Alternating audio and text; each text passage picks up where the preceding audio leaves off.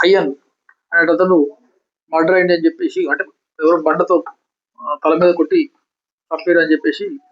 complaint ఇస్తే, basing on that complaint murder case FIR issue చేయడం BNS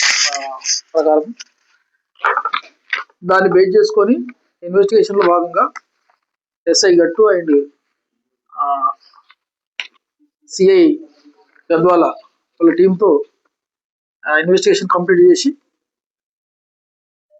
ఇందులో Madiga Abraham అని మిట్టదొడ్డి అతను కావాలని, అంటే తిమ్మప్ప యొక్క వాళ్ళ వదినతో ఈయనకున్న అక్రమ సంబంధం దృష్టిలో పెట్టుకొని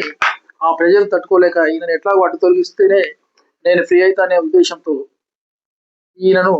ఆ రోజు తాగుదామని చెప్పేసి ఈయనను బైక్ మీద తీసుకెళ్ళి, అంటే తల ఒక బైక్ మీద